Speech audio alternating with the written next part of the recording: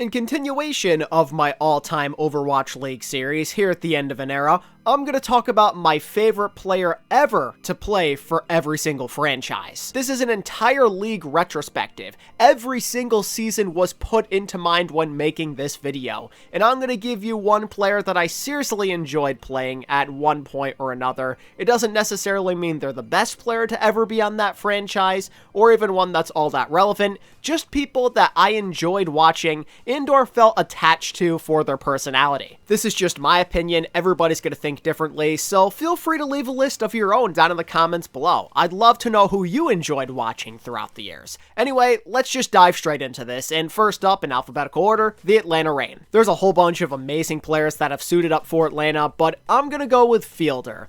If any of you watched my content this year, you know that I was maybe the biggest Fielder simp on the internet. I thought he was arguably the best flex support in the league. He's always been a pleasure to watch throughout his years on Dallas and Paris and now Atlanta, but on the Reign in particular, I really thought that he elevated his game to a different level, and it's just something that I enjoyed watching on a game-to-game basis. The way he played Ana, like I always say, felt very surgical. The way he just always managed to thread the needle with a big cooldown when his team needed him to in the clutch was out of this world, and I love the fact that he's a team-oriented guy. He makes the plays secondary. It's all about making sure his teammates are enabled first, and his positioning is so great. Despite playing so far, despite playing so carefully, he's always managing to find value and do things that you can really appreciate. He uplifted this Reign team a lot, and just the way he played is how I envisioned myself playing if I was ever in the league. I love Fielder, he's amazing, so enough said.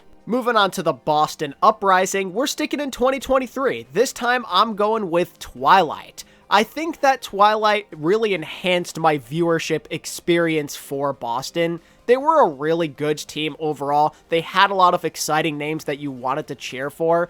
But Twilight seriously uplifted this team with his Ana a bunch, and it's kind of like for the opposite reason of Fielder, where instead of being more laid back, he's all about being aggressive and making the plays himself, and I too think that is an enjoyable style to watch. Watching a bloodthirsty support never gets old, especially on Ana, you know, a character that you just wouldn't associate with the word pop-off. It was so great to watch him put Boston in a completely different caliber, and of course this stretches over to any other season of his career. He's always been the Ana god. That's never changed. He's always been an elite flex support and one of the most enjoyable to watch, and on Boston he really had a chance to shine, and I appreciate his effort a ton. Chengdu Hunters, Among. I was also heavily considering Leaf for living up to the hype and being mad entertaining, but Among just does things for me. He's so iconic. How can you not go with this guy? Dude's a straight up Chad for playing Wrecking Ball into the weirdest situations possible, like in GOATS for example, but then also showing up people like Bumper at the same time. You just had to be there during the early ages of the Chengdu Hunters. Among made them mad entertaining to watch, and he gave them an identity, you know? It wasn't just him, there was the whole DPS stuff they were doing back then, but the ball is what made Chengdu what they were. He largely helped develop a Western audience for the Chengdu Hunters, and that's something I can't overlook, and it's something that I respect a lot. The Dallas Fuel, I mean, thanks to recent years, you have so many choices, but I'm gonna go with Fearless here. And it's for the simple reason that on Dallas, he was able to officially complete his anime protagonist redemption arc by winning that championship, going from 0-40 to Grand Finals MVP. It was just really special during his tenure on Dallas. And also, aside from his special story, he was just a beast on the field, continuing to be the best Winston in the world year in and year out. He was so great for them. He was such a big carry. He was such a big focal point of their team. And it was just great to see him finally reach that peak after such a rough beginning to his career. The Florida Mayhem. Thanks to the previous 2 seasons, I feel pretty confident in saying my favorite Florida player ever is someone. I just find what he did in the league very special. What he achieved in such a short amount of time is something that cannot be overlooked, and it's something that's going to go down in history. He came in with these humble beginnings from Team CC, only known as a main tank player, maybe as a dark horse signing that could be good, but you'd never know, but he turned into this guy who wasn't just the best tank player in the game, but also someone who could play literally anything. This guy with no experience on these off-tank heroes looked like a pro, like he's been playing them his entire life. I mean, he was diffing veterans who have so much more experience on these heroes. Like the fact that he was so good on Sig and Zarya and whatnot alongside the main tank heroes and being able to pick up new stuff along the way like Ramatra is incredible. He was a carry in the game. He finally was able to give the tank role some representation in the MVP conversation, and on top of it, outside of the game, he also is a carry with that infectious personality of his. Someone is the man, and I love that guy to death. The Guangzhou Charge. I've got a spicy one here, and it's gonna make people think I've never even watched a Charge game in my life, but I'm going with Hotba. That's gonna sound absurd just knowing who's played for this team throughout the years, but the fact of the matter is, I have found most Charge teams to be kind of boring. Even when they were super relevant, I wasn't that fond of them, but the time that I seriously enjoyed watching them the most was like early 2019 when they were first coming onto the scene, and one of their leaders during this time happens to be Hotba. He was really, really good back then. It was probably the peak of his career. He was a solid off-tank player. But aside from that, aside from being good at Diva and whatnot, he was just an ultra flex. It was mad entertaining to watch this guy go on to DPS randomly, playing a Tracer or a Pharah or a Sombra out of nowhere, playing Zarya too. Just so many different options that he provided for this Charge team, and he always seemed to be consistent, and I just loved that. I loved watching a tank player play all of this random stuff. It was gold. The Hangzhou Spark. I think I'm going to go ahead and give this to Gushue. He kind of reminds me of what I was talking about with Leave earlier, where he had a lot of hype coming into his Overwatch League career. He made a big name for himself on the World Cup stage with this famous Winston. There was pressure on him to perform, and he was on a team that didn't really speak Chinese at the start at least, and he still managed to thrive and have a very long career. One of the longest ever, in fact. He literally was on the Spark for their entire existence. That is very, very impressive. Not to mention that even through all of the moments where you wondered if he was good enough, he'd always persevere and prove us wrong. He proved me wrong so many times in his career where I thought he'd be washed up and then he'd just dominate the opposition with ease. In 2019, he was able to adjust and play Rhine really well, and he had the Winston. In 2022, the Spark were struggling for a bit. He comes alive in the playoffs and looks elite again, and then even this year, he did the same thing. Winston was really good, and then when it mattered the most, he switched on to Doomfist and looked like one of the best Doom players we've ever seen. Gushue's just a grinder, man. He shows what hard work can lead to, and that's something that I really love about the guy. He never ever wavered despite all of the challenges in his super long career, and now he's gonna go down as one of the best tank players in the history of the game. The Houston Outlaws. Maybe an unconventional pick, just knowing who's played for them, but I'm going with Jake. By no means one of their top players ever, but just a guy that I have a big attachment to. I've been watching Jake play this game since 2017 on alexyOWL with his signature Soldier 76. Then from there, after watching him ruin teams, he'd move on to the World Cup, and I'd watch him and cheer him on for Team USA against South Korea. Always just a joy to watch, one of the best players in the world at the time, and then he'd go on to the Outlaws and we see more of the same. He'd become a meme with his Junkrat, just such a relevant part of the community.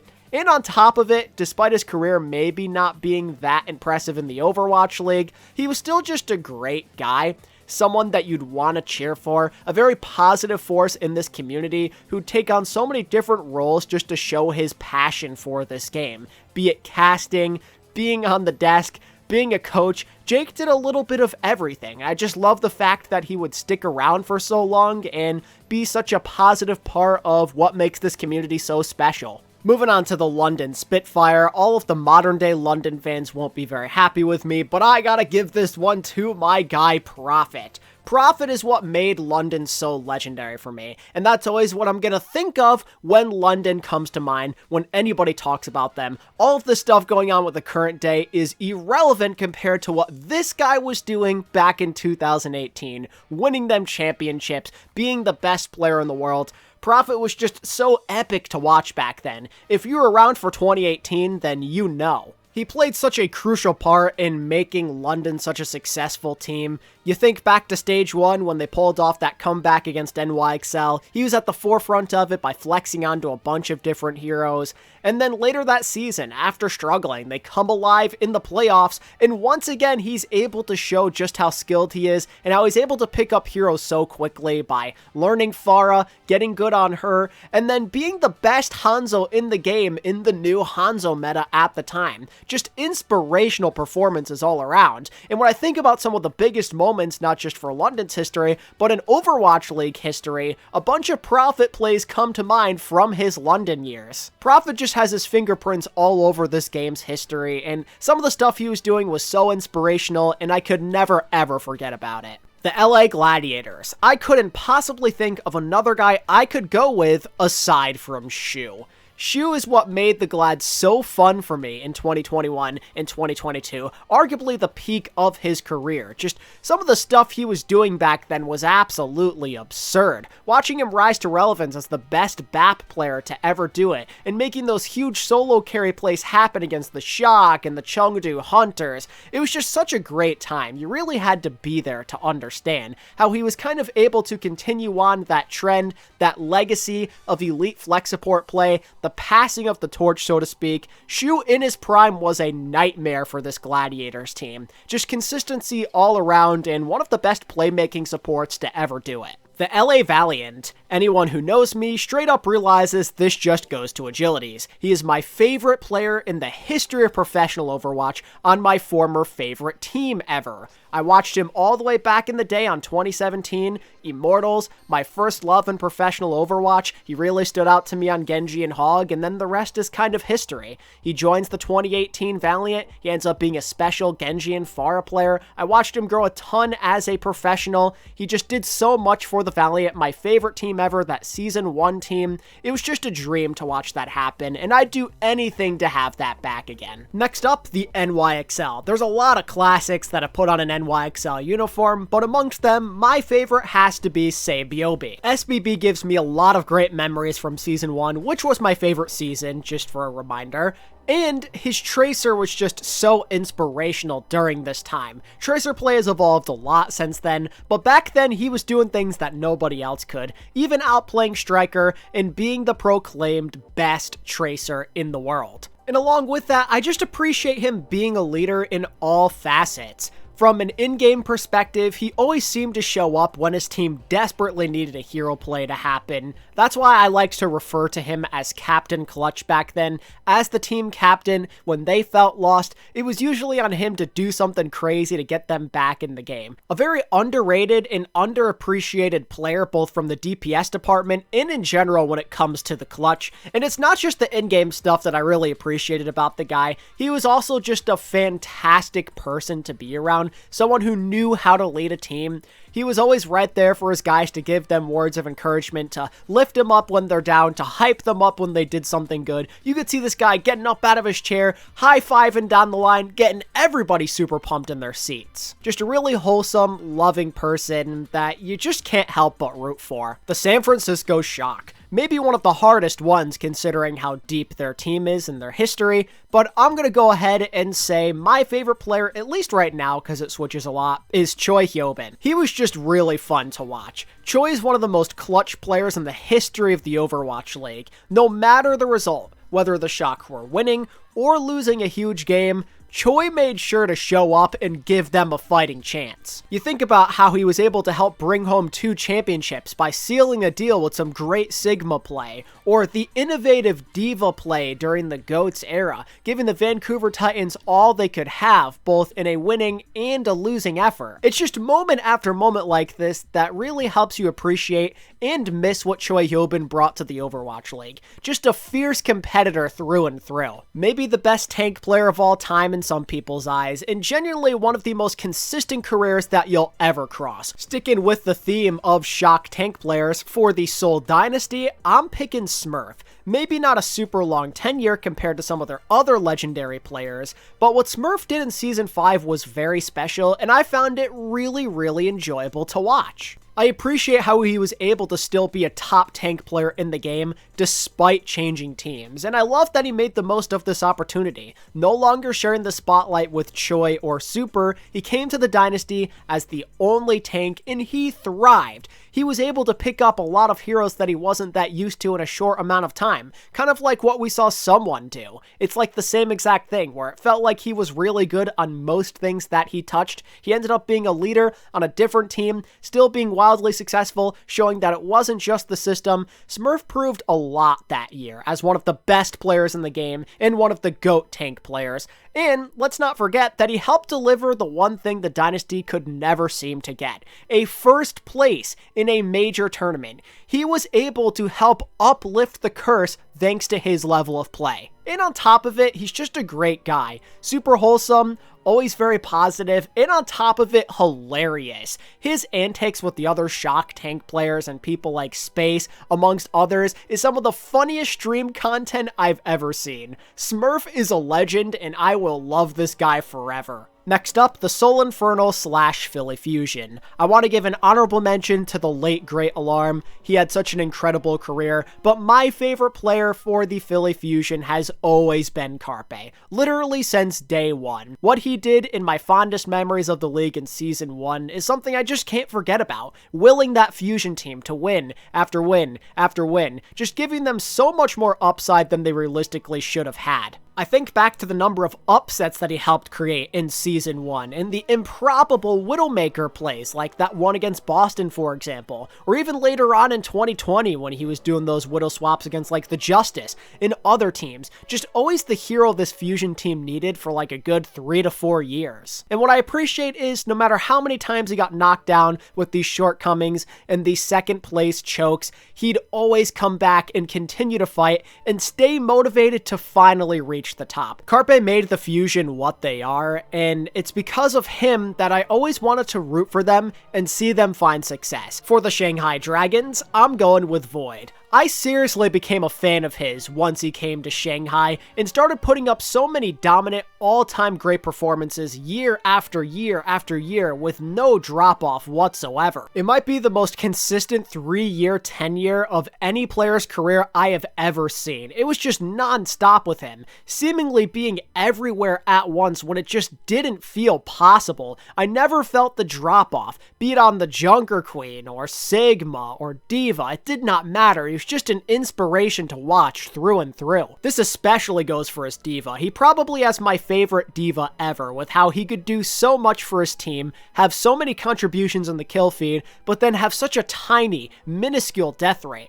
His intelligence with that hero and awareness was through the charts, and sometimes I don't think people talk about it enough. He had one of the most dominant careers I have ever seen, and he's probably my favorite tank player ever if I'm being completely honest with you. Shanghai Void goes extremely hard, and it's something I'm always going to remember. Toronto Defiant. You know, when you have a different team every single year, it's not exactly easy to develop attachments, but based off of what I saw recently, I think I'm gonna go ahead and give it to Ultraviolet. I found him incredibly fun to watch in 2023, and realistically, he was one of the only consistent bright spots on this Toronto team through all the ups and downs and all the mediocrity that they faced. He was always a star for them, who tried his absolute best to keep them in games, and I appreciate his efforts a lot, oftentimes forming things out of thin air with big carries on Baptiste and Ana respectively. He took over a lot of games, be it in a winning or losing effort. He was the guy that showed up the most to me. But also, I appreciate him coming in and helping to at least kind of revive United States support play, as we really didn't have many of them left. Most of them were either not good or retired, but Ultraviolet helped put them back on the map, at least a tiny bit, and reminding us that yeah, maybe there are some talented players from this country after all. On to the Vancouver Titans, and this may be a bit surprising, especially after my recent video, but I am going to pick Janu. The Titans overall have just been meh for me throughout the years. After 2019, the interest just significantly fell off. This year was like the only exception. They were fun to watch, but I don't think anything compares to my attachment to a prime Janu in the GOATS era. Janu showed some of the most perfect, ideal diva play for the time, and I don't even know how he did it.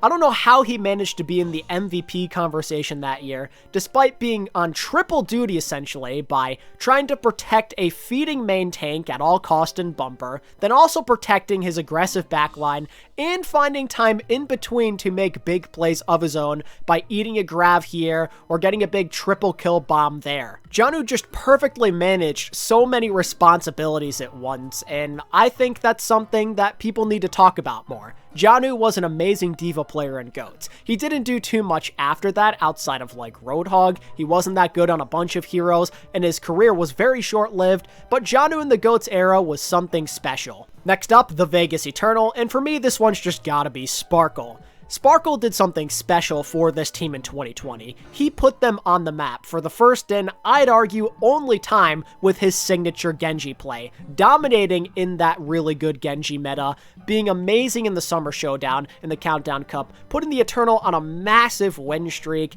and when it came down to the clutch, having that huge blade against the Shock, that game-sealing blade, just unforgettable stuff, as well as that Summer Showdown battle against EQO in the finals. A lot of fantastic memories come from Sparkle on that Genji, and I appreciate him giving the Eternal some relevance, even if it wasn't that long. And finally, to wrap up the video, for the Washington Justice, I'm doing a throwback, and I'm going to be picking Corey. Corey is just everything that I love about Overwatch League. This guy helped put the Justice back in a winning situation when GOATS finally ended, looking motivated despite already being eliminated from the playoffs. Him and Stratus form an iconic duo. He goes off with some of the greatest Hangzhou performances and Widow performances we've ever seen in our lives. He wasn't there long, but he's always the guy I'll think of when people talk about the Justice. And I just love the fact that even through all of the hardships, and there were a lot of them, he kept a smile on his face and a positive attitude throughout. You don't have a lot of guys like that in the league, so I really do appreciate him doing that. Just a long-lasting presence that I could never really forget about, both for Washington's history and the Overwatch League, but also just to make things even sweeter, I'm always going to remember what he did for the USA World Cup team and helping them bring home a gold medal. That was a special moment for me, as a frustrated American who watched his team lose in the first round year after year after year. Seeing him come in and be such an inspiration on the Reaper and the Sim was awesome, and some of the more iconic calls from that World Cup season come from him making a big play. Corey did so much. He built up such a legendary resume all in like one season, and I love that boy. Corey's the man. With talks of the Justice and Corey aside, that's gonna do it. That is my favorite player to ever play for all 20 Overwatch League franchises. Let me know your thoughts down in the comments below and who you personally have the fondest memories of. I'd love to hear it. And of course, if you enjoyed this video and you want more all-time Overwatch League content and other Overwatch esports videos, like this video and subscribe to the channel if you're new. And until next time, this is ATP, signing out. Peace.